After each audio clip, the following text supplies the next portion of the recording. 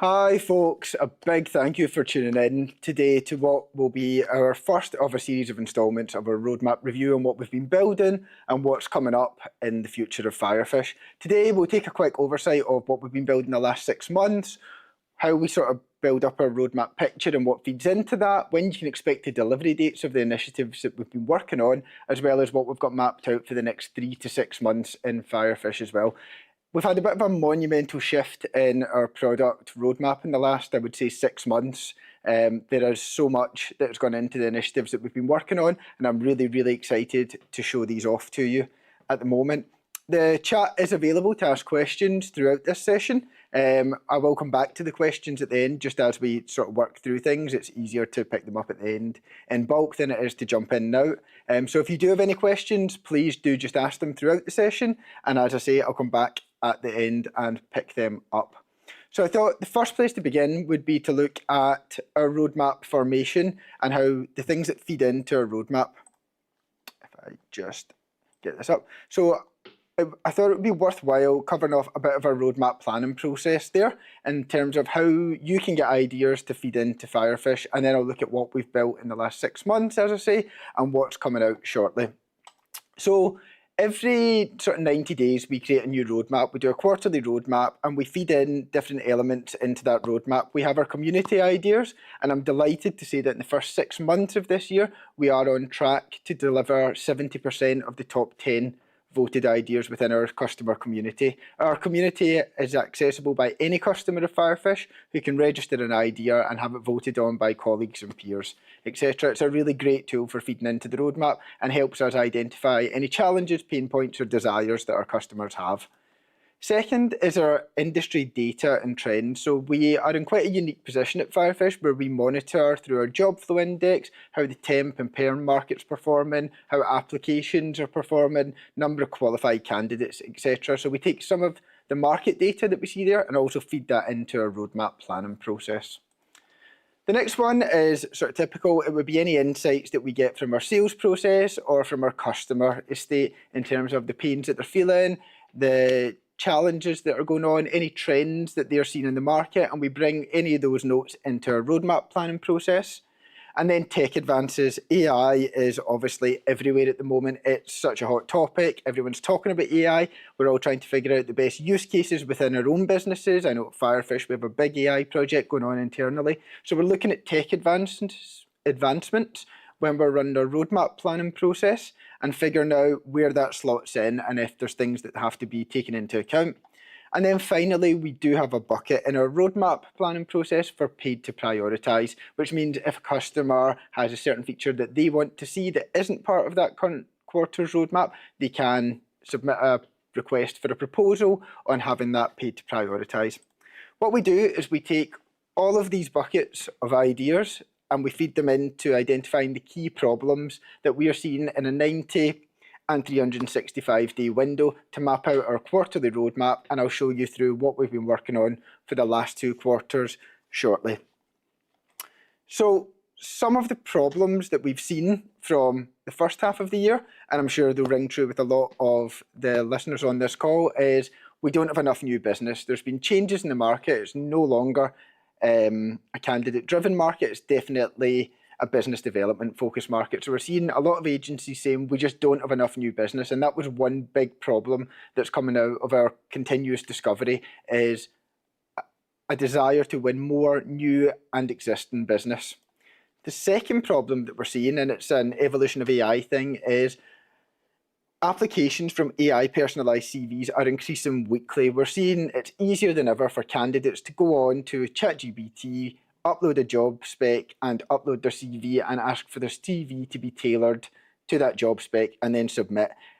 Typical ATS sort of keywording means that the keyword frequency would then rank that candidate high and get them on the shortlist for interviews, etc. So this is a challenge that we've seen a lot of agencies come up against, and they're not sure how to find clarity in what is definitely a sea of applications coming into every role. We're also seeing this within our job flow index, where the number of applications per job is continually increasing.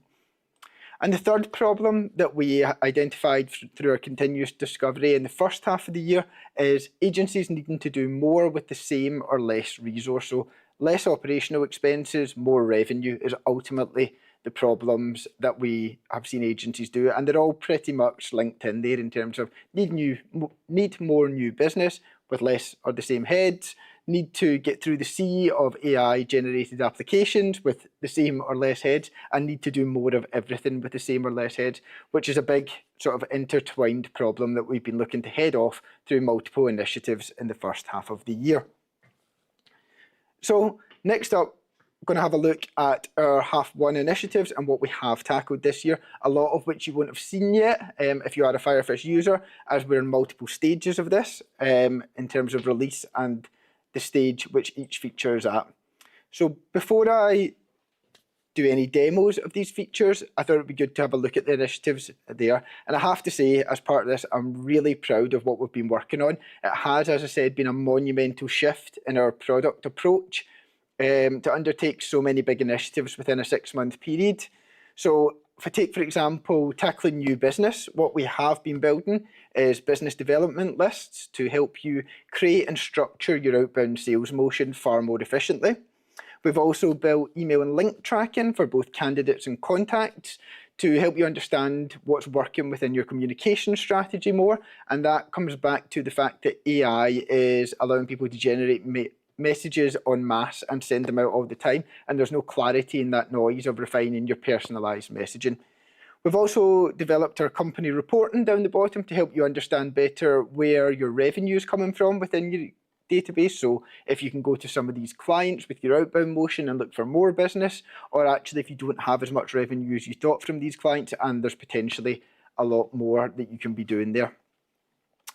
In terms of finding clarity through the sort of AI noise that we spoke about, most CV parsers, as I covered a minute ago, tend to analyse for keyword frequency, which is a nightmare in the age of AI processed CVs.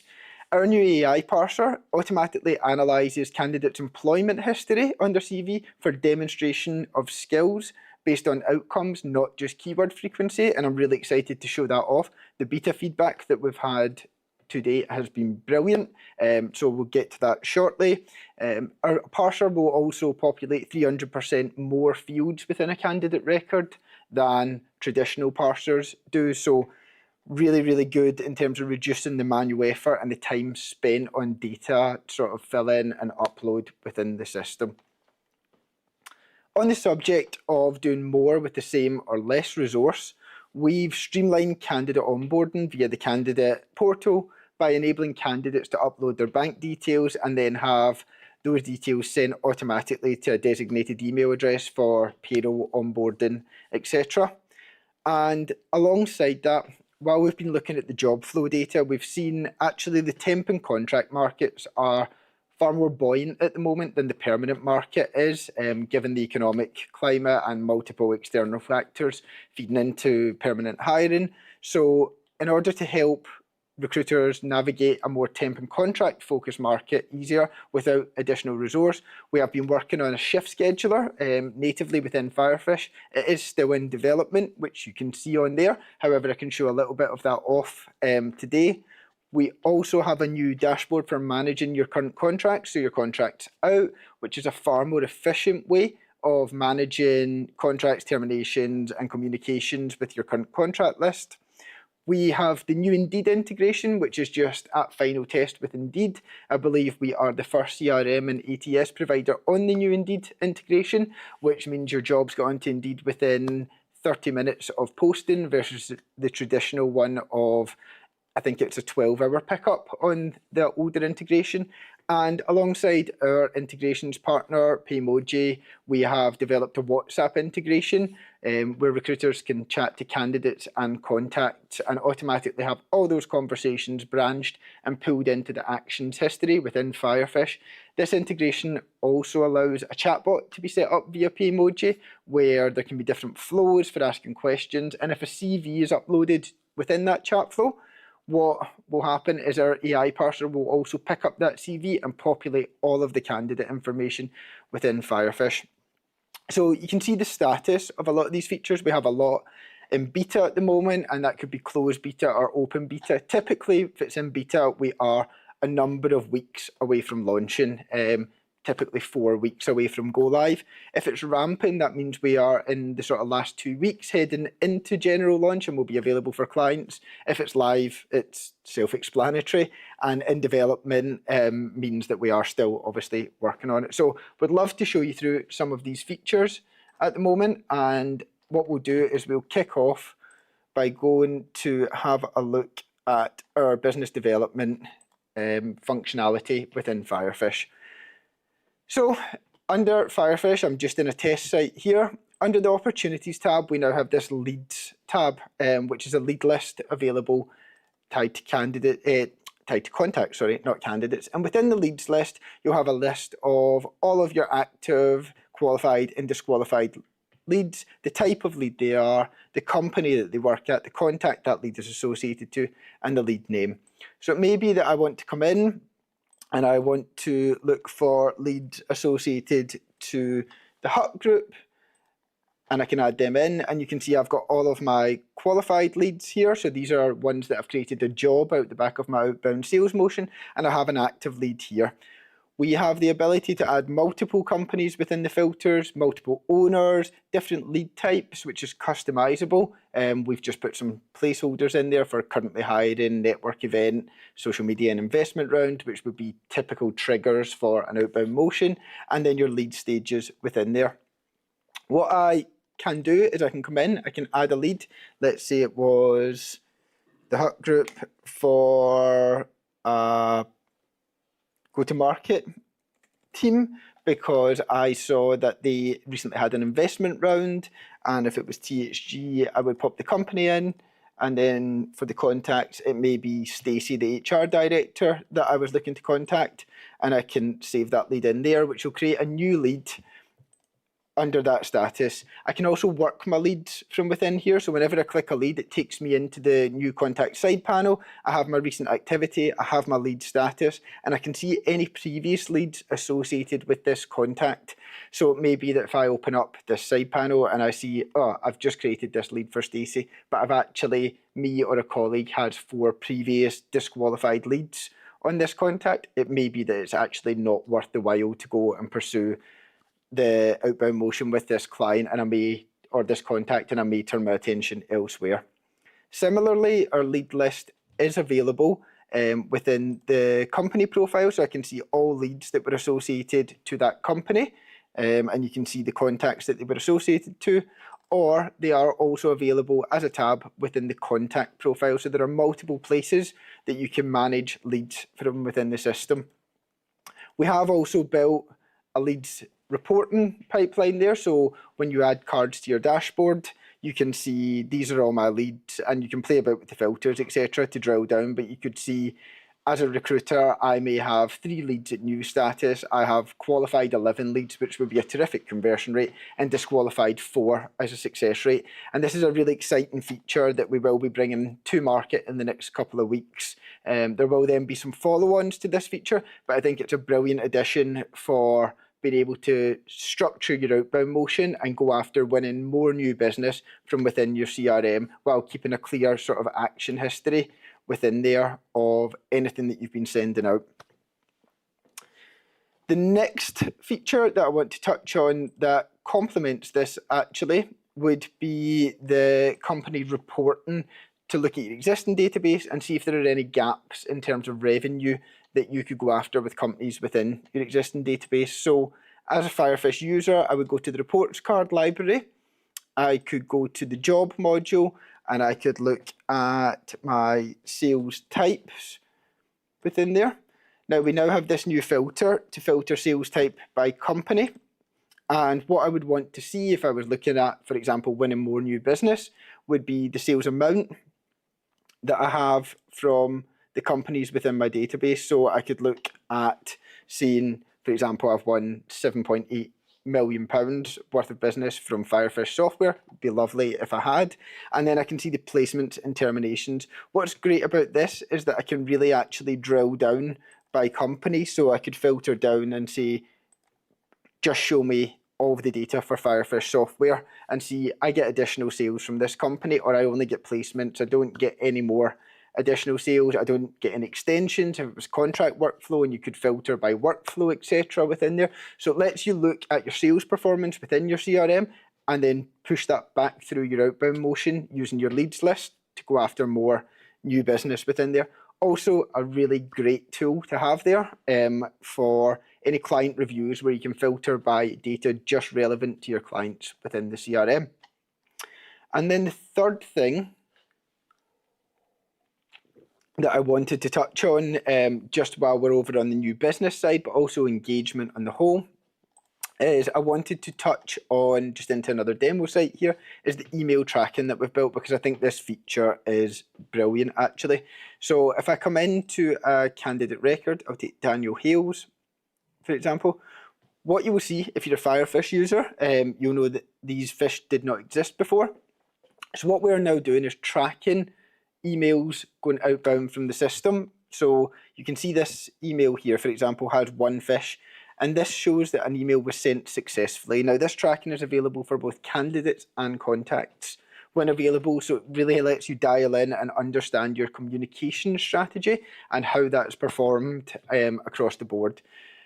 This email has 2 fish, and you can see if I hover over it, it shows that this email was opened 2 times, and it tells me the last time it was opened. So I'll be able to know if a candidate is actually interested in engaging with me based on, are they opening my emails? Am I wasting my time sending them any more roles? Are they just not interested?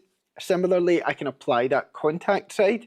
If I'm doing business development from my lead dashboard, I can go into the actions history of a contact and understand that, okay, my emails are going unopened. I either need to switch up my approach and put some notes in for a LinkedIn message or another call attempt, or I need to move on to another contact and multi-thread that or something along those lines. So it helps you understand the contact side there as well.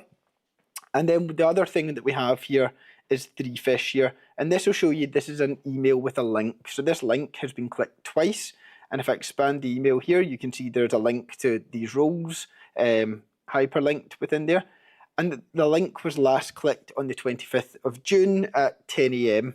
So it was last clicked yesterday, and it will auto update every time a link is clicked or an email is opened, and it really helps you to understand intent from both a candidate and contact side. We will be introducing a 4th fish icon in there, which will be replied when the email automatically comes back into the system. However, I will cover that off when we get to the Q3 roadmap review. This is a feature that automatically tracks links attached to an email. So a recruiter would compose their email in the standard way. They would write their email, pop a link in or a hyperlink. There's nothing else to do. Firefish handles all of the technical stuff behind the scenes, applies the link tracking, and then puts that back in to the front end of your system. So there's no disruption to a recruiter's standard workflow. They're just getting more value from the same actions that are being completed. Up next, what I would love to show off is our new AI CV Parser that I spoke about. So as I said, we know that AI personalised CVs are everywhere at the moment. I've seen many people chatting on LinkedIn about it, and the volume of applications that are coming through for each role is huge. So what we wanted to do was find a way to provide sort of structure and clarity in that noise. Now what I'm going to do is I'm going to go ahead and add a new candidate called Paul Smith. That's the phone number, if I was paying attention to the system, and I'll search just to make sure there is not a Paul Smith in there. There is not. And what I'm going to do is I'm going to upload Paul's CV, which is a marketing CV, and pop legitimate interest in there. So that'll kickstart the parsing process, and when I come over to the record, just while the parser's picked that CV up, you'll see that all we've got so far is Paul Smith, known as Paul, and that's the only fields that we have in that candidate record. If I look at the CV itself, you'll see that on Paul's CV, we've got his name, his address, his notice, his LinkedIn, a bit of a summary about Paul, so an executive summary or a professional summary, whatever you refer to it as, and then we've got his experience What's important here is that there are no skills listed on Paul's CV. You'll know yourself, you have many CVs which would have JavaScript listed as a skill, or web design, or some people would list Microsoft Outlook as a skill, or negotiation. There's balancing between hard and soft skills. What we're looking for with our parser is tangible outcomes linked to skills, so hard skills rather than the soft skills.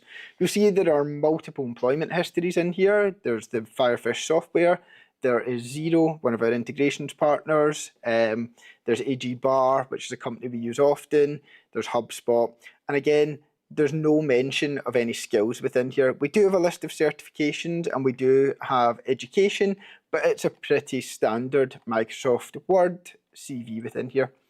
If I come back into Paul's profile here and I just refresh, you'll see that, well, this is black, the CV has now been parsed into the system. So what we're doing automatically is the AI is analysing the CV and popping in a recruiter summary there to say Paul's a strategic marketing professional, and this is great for speccing out candidates from within your CRM.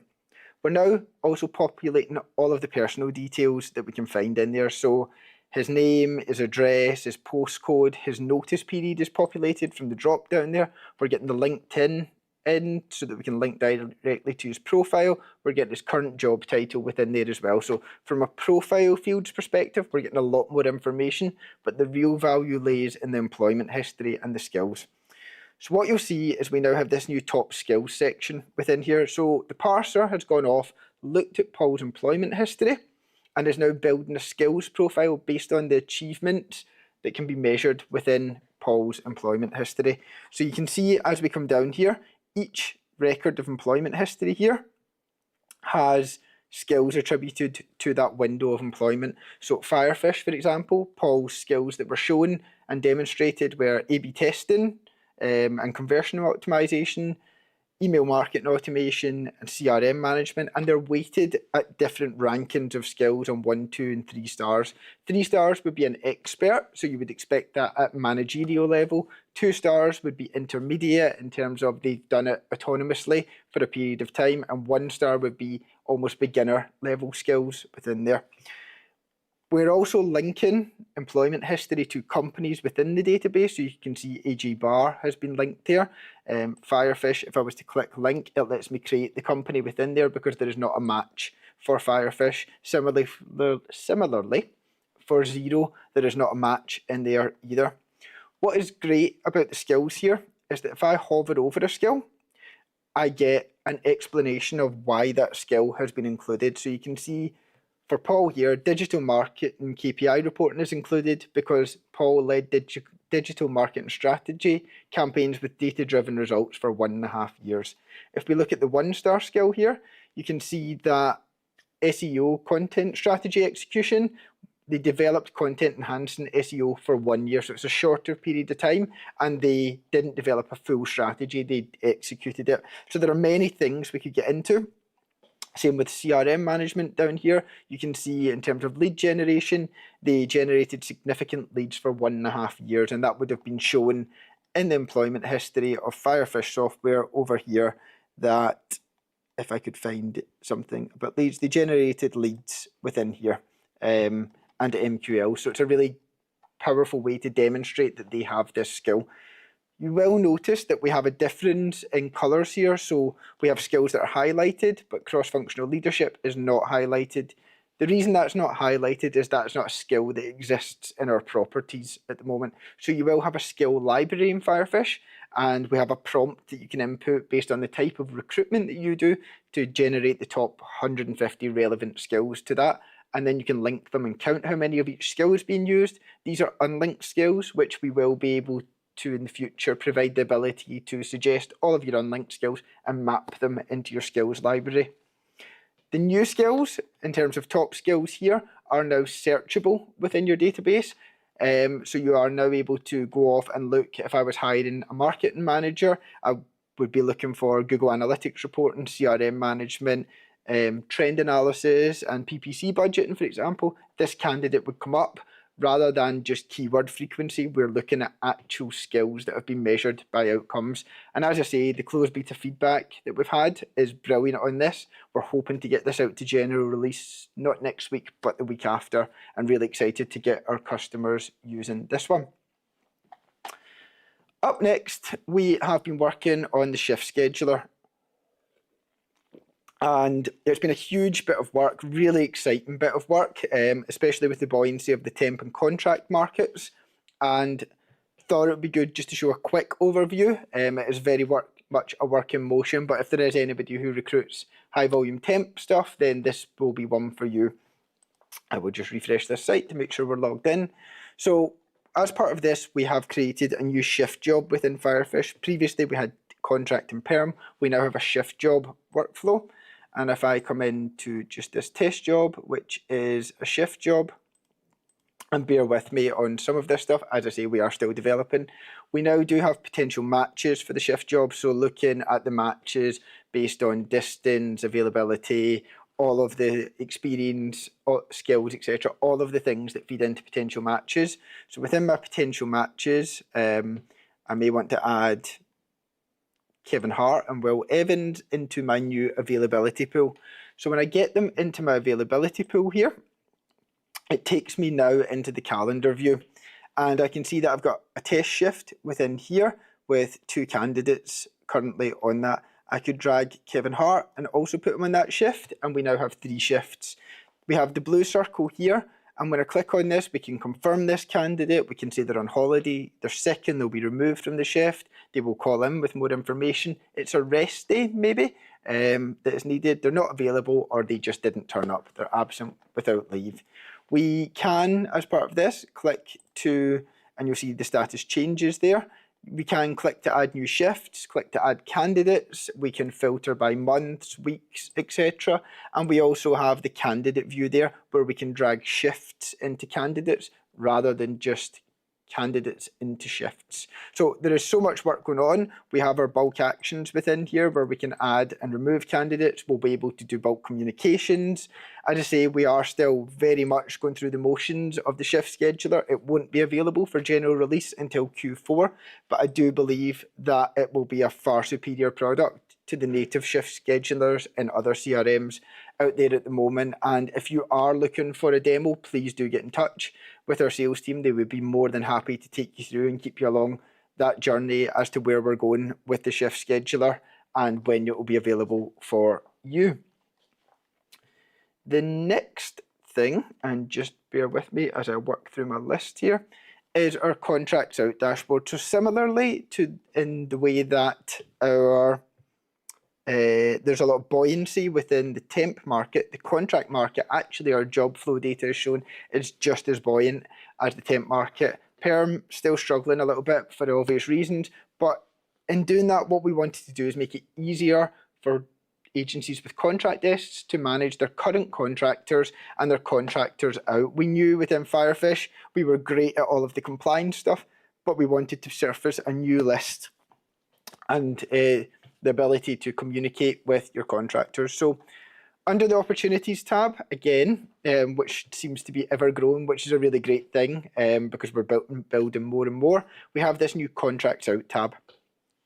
And in our contracts out tab, again, we have a list of all our current contracts. So we have our candidates, we have the company, and we have the contract that they are currently on. As you can imagine, this list could be huge depending on how many contract recruiters you have, how many contracts you run at a time. So we do have the filters from candidate name, the contact associated to that job, the company the contract is with, the job itself, the end date. So if it's a contract ending this week, I might want to go and filter so I can get on top of managing. Are we going to extend any of these? Do I need to communicate with the candidates? Do I need to put them back in? And actually, when a contract ends, a candidate becomes available anyway through the automation, suppliers or the website, etc. What's great is it's far more powerful than our previous contract management solution there.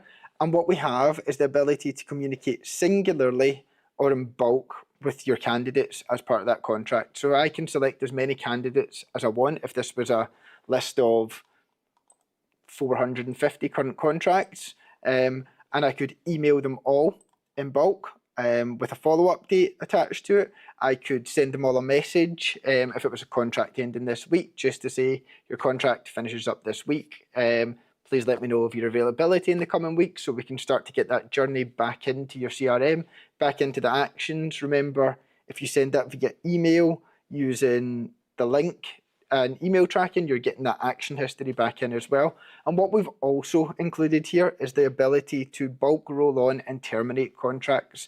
Hopefully roll on becoming used far more often than terminate, but our roll on functionality will just allow you to select whatever contracts you need to roll on, whatever candidates you need to roll on, select a new date to roll them onto, and then this will be an invalid end date because I can't stop it before it's due to finish already.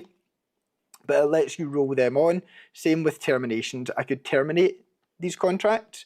I could put my end date as tomorrow, and we have this box. Was the end date worked, or was it the last working day before that? So some people may terminate at 9 AM and expect that that day was worked, so they can put it in advance. They may terminate at 5 and say, actually, today wasn't worked, so it won't be checked. We then put in our reasons for it, and we re-rate our candidates within there. You do also, within the Contracts Out dashboard, have your columns for suppliers and your timesheet status, etc., your charge rate and your pay rate. And your rates may change between roll-ons or extensions of contracts, so we do display the current bit of that contract, the most up-to-date. So if the pay rate was 35 for the initial contract and changed to 45 for month 3 and we're now in month 3, that would reflect 45 at that point, because that is the most up-to-date bit of that rate. Just a couple of other things to cover off from the list here, and then we'll jump back in to look at what we're working on in quarter 3 and beyond this year.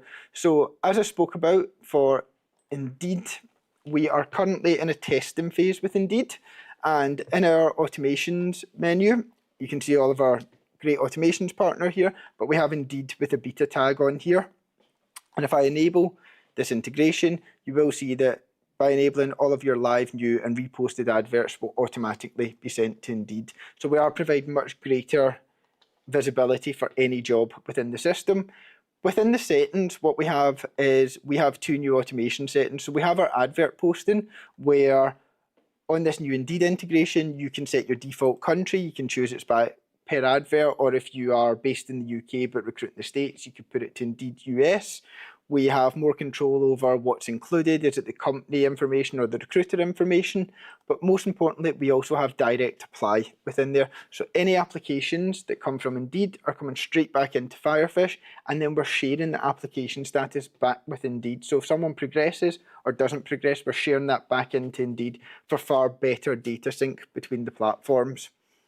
We are in the final testing phase. As I said at the start of this, we are now posting adverts to Indeed every 30 minutes, whereas the previous one was taking half a day to pick up. So we are much quicker, and we automatically, like a Google for Jobs integration, send all adverts to Indeed that are coming through Firefish, which can then be sponsored on Indeed, the platform itself, because they'll be synced with that account, or via a third party, as I know some people are using third party platforms to manage their Indeed adverts.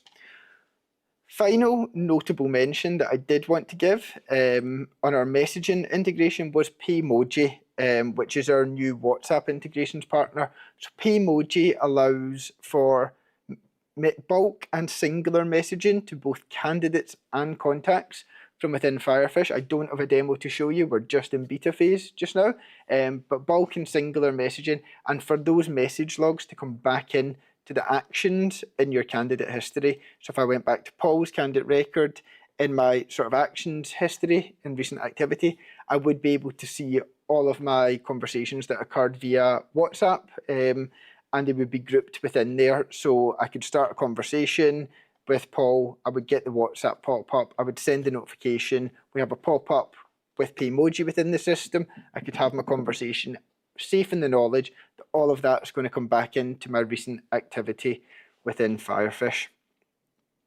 What I will do is pause just for a second on this stuff to see if there's any questions on here that I want to cover off before we get to what's coming up. So, Steve, I thought I was registered for voting, but I've never been asked to vote. I assume this relates back to the community, so I can go back and give you, we can get an email out to all customers again, just in terms of how you go through that process of voting and what's out there at the moment. How do you add leads to the system? That's a good question. If I come back over to my leads dashboard, so you can add leads from multiple places. In the leads dashboard, there's an add button here. So when I press add, I can come in and create a new lead, which I think we went through. I could do Tesco delivery drivers. It may be that they are currently hiring because I've seen that in their jobs page or whatever you set that as. And then I set my company and so on and so forth. I would set my contact and the owner. If I am creating a lead from within a company itself, so if I was on a company page in Firefish like Tesco, it would pre-populate that company as being that lead is associated to. Similarly, if I'm on a contact profile, so if I went to Samantha Jane's profile and created a lead within there, it would hard code, terrible use of words, but it would hard code that lead to being associated to Samantha. Up next, does the email tracking pick up emails sent from the Sourcewell integration? The email tracking will only pick up emails sent via Firefish, so from within the Firefish CRM, it will not pick up things sent via Sourcewell, just in the technical way that email works. That's sent from within their system, it wouldn't pick up from us. When sending an email from Firefish, can you flag it as important like you would under the Messages tab in Outlook? You can't actually flag it, but what I will do, and when we get to the Q3 roadmap, I'll talk you through a bit of what we're doing, but we are doing a lot of email and template work, and that's definitely one I can bring into the considering list there. There's different flags that you can apply to emails within there. Do we need to build our own skills directories? That is a great question. So if I go back into the marketing site, so what you can see under system config in here in properties, we have a skills drop down, and you can see all of the skills that have been populated in here. And basically what we done is we said we do this type of recruiting, generate a list of skills, and then they're populated in there. These are the skills that you want to track, how many are on each record, and I appreciate there's not a lot of values because this is a demo instance, but yes, you do have to input your new skills into the skills directory. We didn't used to surface this in Firefish. We do now surface this, and it will be moving homes probably not next in Q4 into a new home in our objects library, but right now the answer is yes, and it provides a greater level of control because you'll understand what is better for you. Do you need to be on Enterprise to get these new features? Enterprise users will get these features anyway.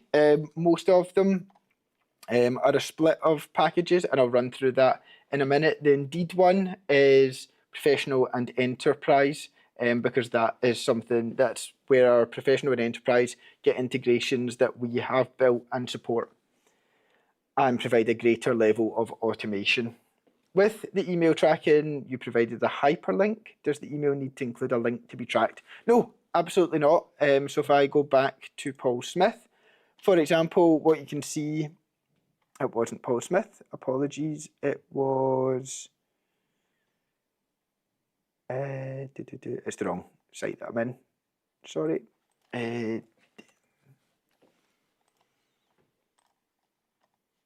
So it was this record here for Daniel.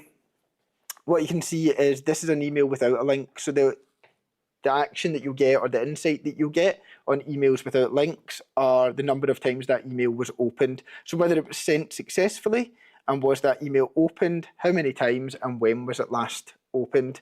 Then the next layer would obviously be an email with a link. You would get 3 fish to show if that link had ever been clicked or not. If it hadn't been clicked, this would still display as 2 fish because there was no action to track the link being clicked within there. As I say, we'll be adding a 4th, which will be replied. Yes, Amy, that's correct. They need to be sent from within Firefish rather than via Outlook with BCC tracking, but I'm going to cover off why we've done it that way just on our Q4 roadmap in a second. So if I just pop back over in here. So the reason that we've built it in that way, and I'll come to that in a minute when we look at, I'm going to have a look just now at what we're building in Q3 and beyond. So first up in our CRM team, it's our community voted feature. It's the shift scheduler. We're going to be working to complete the native shift scheduler so that we can get it out into beta for the masses. We are working with a particular client on that at the moment who are currently onboarding and are supporting through that journey. And then we're going to move on to compliance standardization. So being able to identify specific compliance details per job, etc., for coming on and off of that shift workflow. Our web team are looking at AI and enrichment throughout the next 6 months. So part of that will be enhancing the company profile UI. If you're a Firefish user, you will know we done contact and candidate. We're now going to look at company profile, adding an AI generated summary, etc. Upgrading our AI capabilities within the system for enrichment. So can we bring in company information, contact information, etc. And then a big one that we're tackling in Q3, which we go into next week, is voice dictation into your notes, etc. So being able to speak your voice in and quickly add a voice note into any candidate or contact record or company record within the system. There is obviously a fair bit of work there, but we will be undertaking more initiatives as part of that. It's just we're exploring for Q4 at the moment. Our analytics team are working on further enhancements to our contract and shift workflow reporting and data sets. As I said, as that data becomes more relevant and the buoyancy of that market becomes greater, we want to provide an industry-leading level of standards for that. And I'm confident we are sailing through that just now, and it complements the contracts out dashboard that we've done and the shift stuff that we are currently doing in the shift scheduler. What would be important to note is in our contracts out dashboard that I showed with the list view, we are currently building a calendar view for contracts out as well. So we expect that to finish being built within the next 2 weeks and then move into beta for a couple of weeks, and we'll roll that out as well. So we have a lot to roll out on the contract front.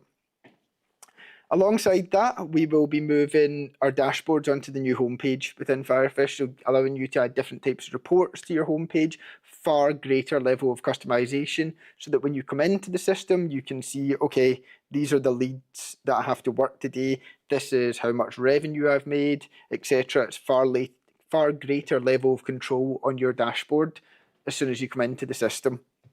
And then finally, we'll be adding some new filtering ability to our reports cards to provide an even greater level of control on your analytics, because they'll become super relevant on what's working and what isn't.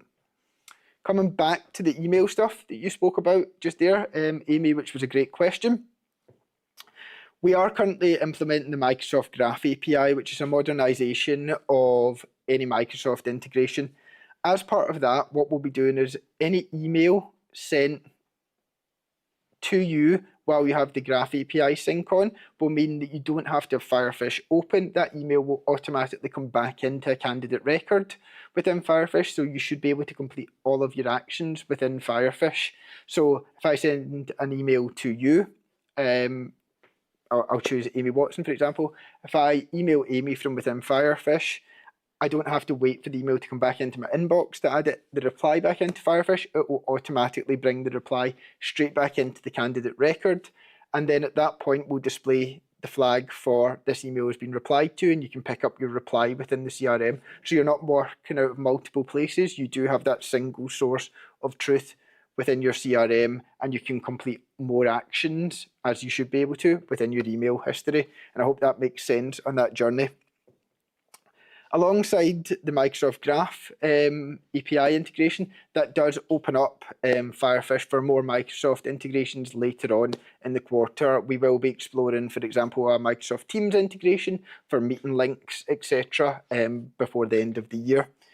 We'll be enhancing our plug and play and automation behaviours for our marketplace partners as well. So you've seen the first part of it with Indeed there, and we'll be rolling that out across multiple different partners. You mentioned sending emails via Sourcewell within there, and we hope to apply these same level of controls to the marketplace partners to people like Sourcewell that we've been able to do with Indeed there as well. So you can choose what data is coming into your system and how you're controlling it. And also importantly, we can onboard integration partners much quicker than we've previously been able to, which is a real testament to the work that our integrations team have undertaken in the last, I would say, 12 to 18 months to get all of this off the ground, coming from, I would say, 2 years ago, where we had a closed API and we did not integrate, to now bringing on, I believe, we have a pipeline of maybe 15 to 20 integration partners with VoIP, click to call, analytics, etc., all coming through at the moment. And then finally, over in our technical team, the first thing that we're tackling is our actions library, which comes back to that email and communications piece there. So we want to have a new library so that you can edit your call, meeting, note, and email templates and types within Firefish, and you can apply different settings to them.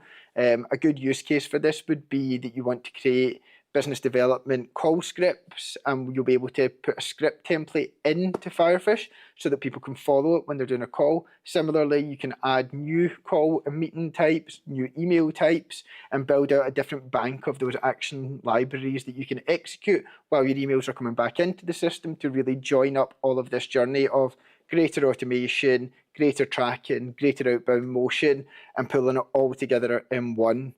So we are currently tackling the actions library and due to start that in a couple of weeks now as well. And then the big one that we are going to be looking at is starting to explore AI agents and what an AI agent is. I don't want to give anything away on what we're looking at on them. We do have a list of potential agents that we'll be looking to build within Firefish, and ones that are unique to us and provide great value. So really excited about that one and the direction that's going. As I say, we have lots more coming through in quarter 3 and 4 this year. Lots to be excited about. Please do go into the community and continue to keep ideas coming in. It's those problems that feed into our roadmap planning process, and make it really easy to identify the problems that agencies are facing. And similarly, if anyone does have any real problems they're looking to tackle, please do get in touch with us. We're always happy to have a chat. We will have more smaller features going out. For those who aren't aware, we do a release every week with smaller features, bug fixes, etc. So we will be keeping that weekly release schedule. But what we are doing is tackling some of the bigger initiatives still. And as I say, this has been a real shift in how Firefish does development life cycles this year. And you can see by the scale of what we've been building in 6 months and where we are. So really excited to get all of this out to market. I will just finish up with the presentation there and see if there are any questions that anybody has on what we've got coming up, what's been released, and what we're looking ahead at in the next couple of months.